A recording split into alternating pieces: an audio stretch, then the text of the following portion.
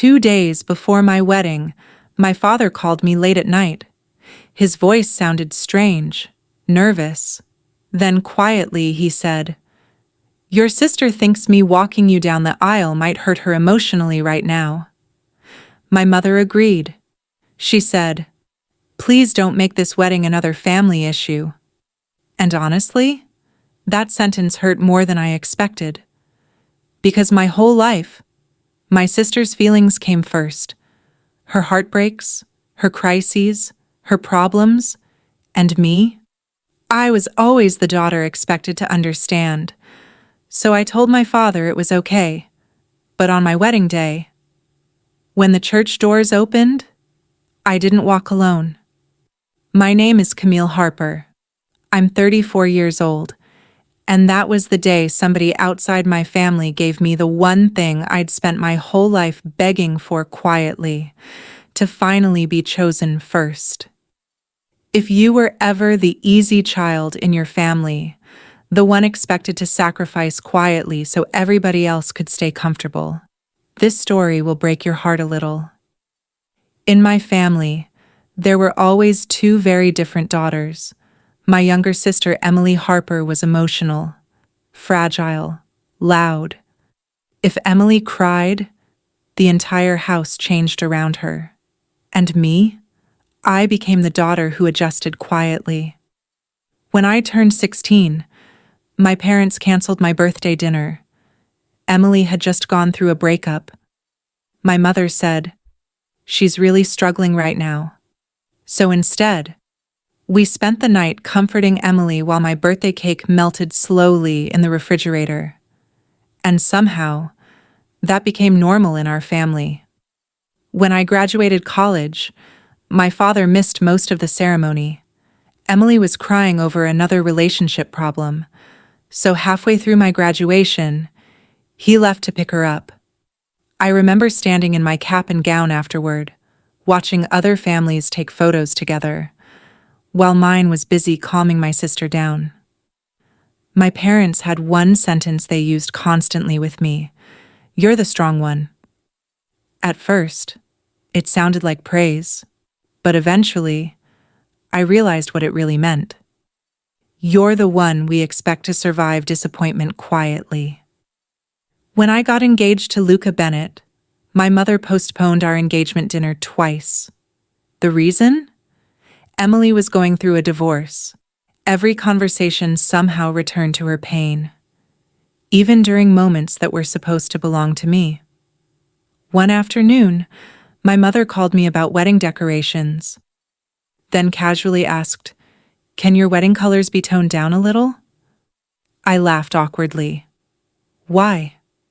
And she actually said, "Bright colors upset Emily right now." That was the moment I realized even my wedding was being emotionally designed around my sister. A week before my wedding, I noticed the family group chat name changed. Not wedding updates, not bride support. Support Emily pictures of her crying, encouraging messages, heart emojis everywhere. Meanwhile, my bridal shower photos barely got responses. My grandmother left behind this tiny pearl hairpin before she passed away.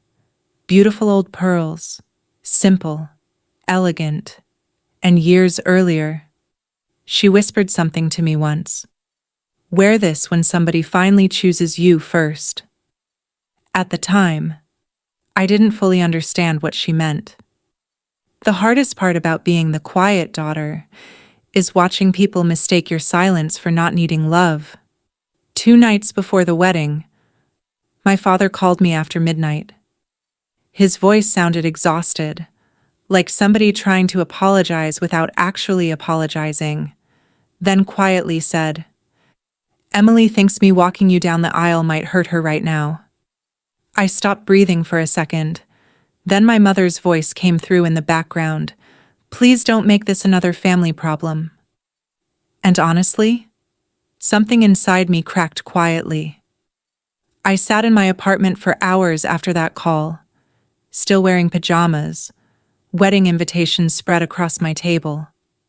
And for the first time, I seriously considered canceling everything, because suddenly, I realized even on my wedding day, I still wasn't allowed to matter fully.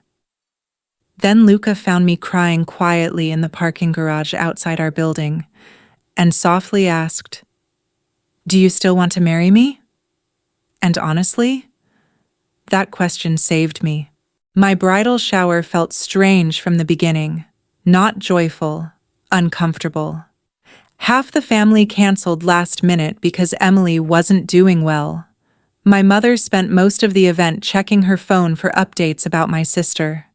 And honestly, it felt less like celebrating a bride, and more like managing a crisis. My parents originally promised to help pay for the wedding. Nothing huge, just enough to help us breathe easier.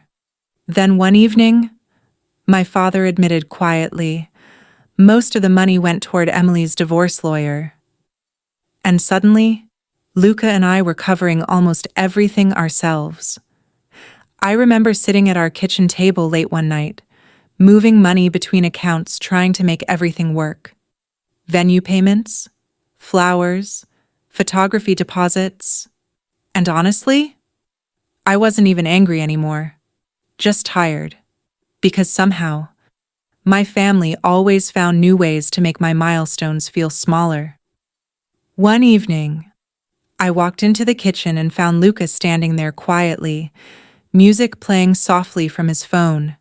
Then he smiled awkwardly and said, "I figured somebody should practice the father-daughter dance with you." And honestly, I almost started crying immediately. A few days later, I overheard my mother speaking to the photographer privately, and what she said made my stomach drop. "Please avoid too many solo bride photos." The photographer looked confused. My mother quickly added, "Emily's having a hard time emotionally." That was the moment I realized. Even my wedding photos were being adjusted around my sister's feelings. Sometimes emotional neglect isn't loud. It's years of tiny moments teaching you that your happiness comes second. 2 days before the wedding, a small package arrived unexpectedly. No return address. Inside was my grandmother's pearl hairpin, and folded beside it, a handwritten note from one of her old friends. She waited long enough. I held that note for a long time, because deep down, I knew exactly what it meant. The next morning, I went to grab something from my father's truck, and sitting near the passenger seat was a crumpled receipt for a brand new suit. Wedding suit. For a second, my chest tightened hopefully, because maybe part of him still wanted to walk me down the aisle. Later that night, our wedding coordinator quietly told me something strange. "Your father stopped by the venue earlier." I froze immediately. "What?" She nodded slowly. "He watched the aisle rehearsal for a while, then left before anyone saw him." And honestly, that somehow hurt worse. As the wedding got closer, my mother started telling relatives something that made me sick. Camille insisted on continuing the wedding despite family circumstances. Like my wedding was selfish. Like Emily's divorce should have mattered more than my marriage. And slowly, I realized my family had rewritten the story completely. The morning of my wedding, I sat alone in the bridal suite staring at myself in the mirror, hair done, dress perfect, pearl hairpin resting softly in place. And honestly, I'd never felt lonelier in my life, because deep down, I still wanted one impossible thing, not money, not attention, just for my father to choose me once. The deepest heartbreak isn't being abandoned completely. It's watching someone love you halfway your entire life. When I arrived at the church, I immediately looked for my father, and after a few seconds, I found him. Not near the aisle, not beside the family, sitting alone in the back row, like a guest. And honestly, That hurt more than if he hadn't shown up at all. Then Emily walked in, and my stomach dropped instantly. She was wearing pale ivory, not white exactly, but close enough that guests immediately started whispering. My mother saw it too, but instead of correcting her, she pretended not to notice. In the bridal suite, everybody kept trying to act normal. Bridesmaids fixing dresses, hairspray in the air, music playing softly. But underneath all of it, there was tension everywhere, because everybody knew something was wrong. Nobody just wanted to say it out loud. About 20 minutes before the ceremony, the wedding planner pulled me aside quietly, then softly asked, "Do you want us to remove the father-daughter dance entirely?" That question hit me harder than expected, because suddenly, everything became real, not temporary, not emotional confusion, real. While sitting alone in the bridal room, I replayed my grandmother's old voicemail again. Her voice sounded fragile, soft. Then near the end, she whispered something that completely broke me. "Your father was always supposed to walk you down the aisle." I froze, because nobody ever told me that. Which meant one thing. My mother knew, and hid it from me. Some truths don't hurt because they're shocking. They hurt because deep down, you always suspected them already. The music started softly outside, guests sitting down, doors preparing to open. And suddenly, the reality of walking alone hit me completely. I remember staring down at my hands thinking, I really wasn't important enough for my own father to choose me today.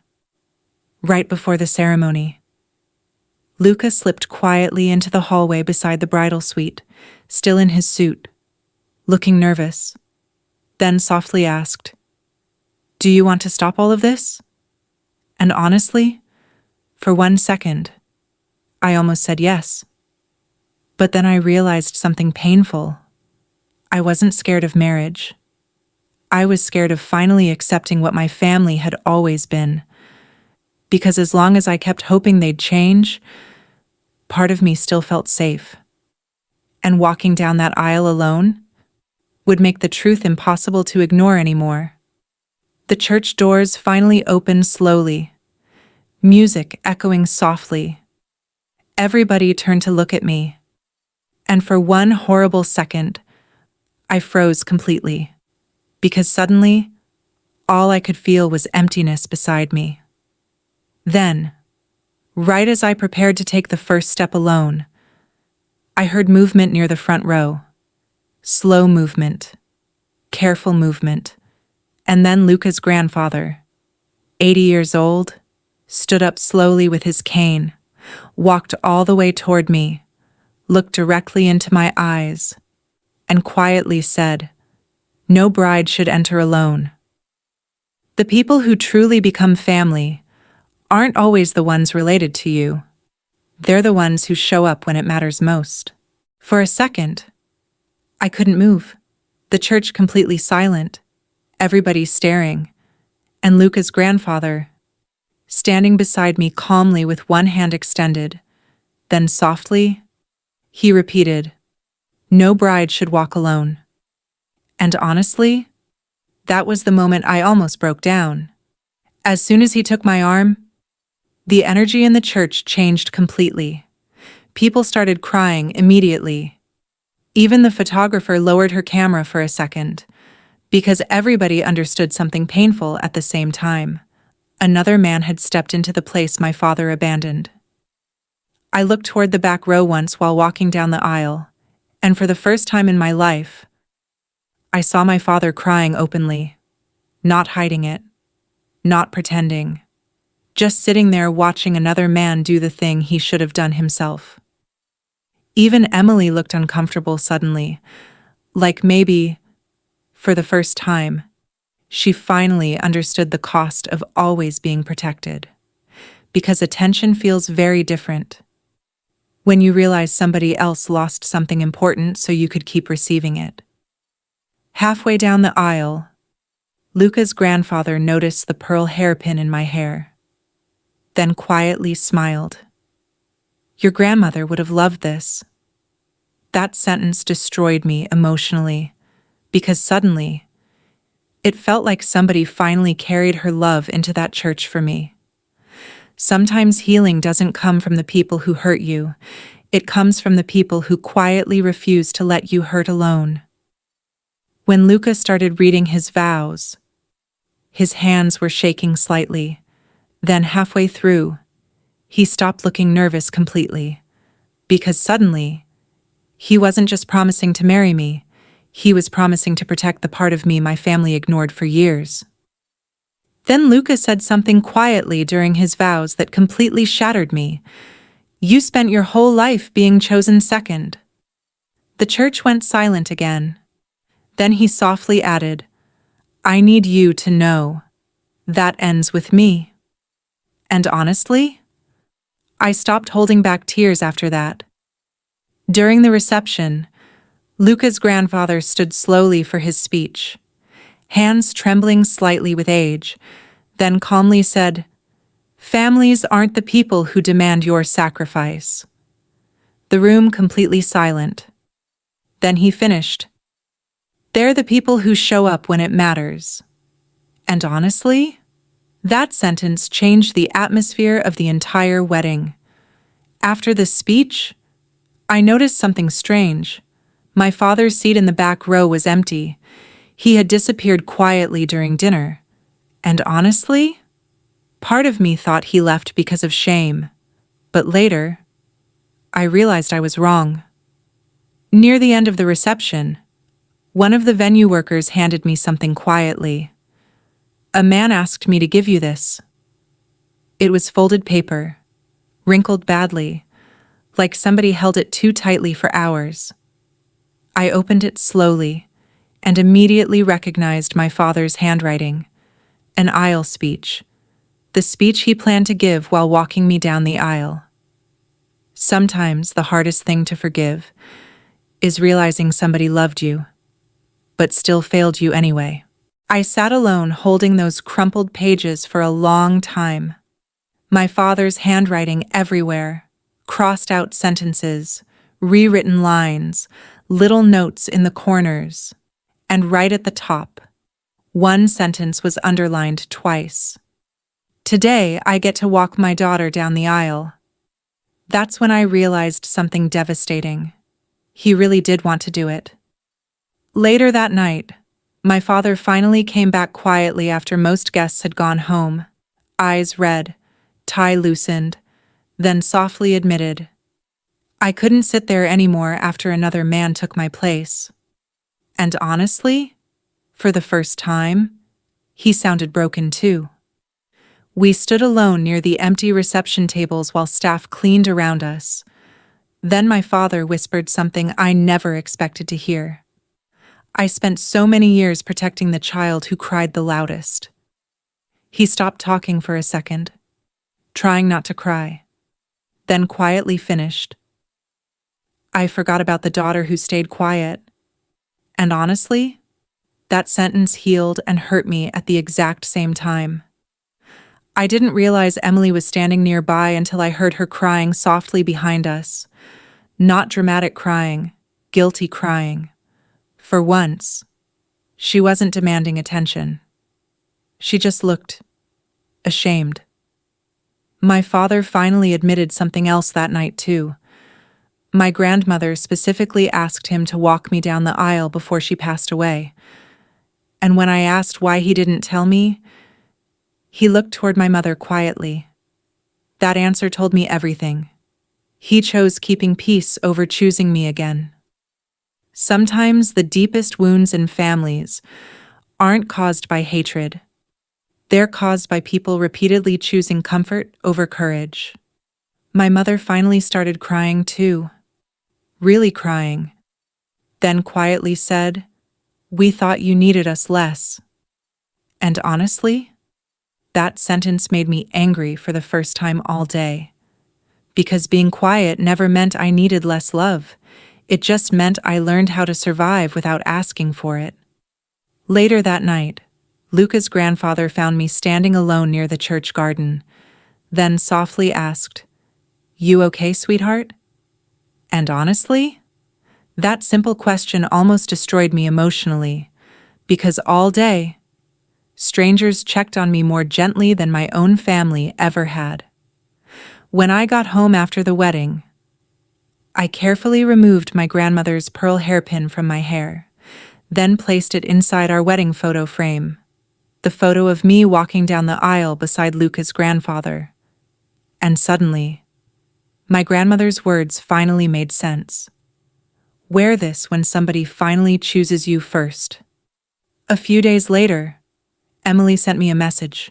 No excuses, no dramatic explanation, just one sentence. "I think I spent so long needing attention. I stopped noticing what it cost you." And honestly, that was the first real thing she'd ever said to me. My father gave my sister his attention for years, protected her feelings, defended her emotions, built the family around her pain. And me?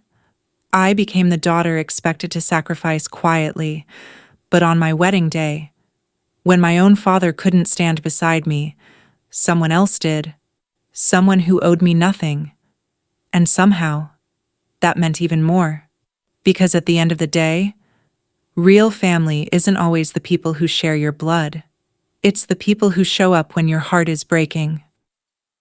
My father gave my sister his attention for years, but on my wedding day, a stranger gave me something much harder to replace: presence.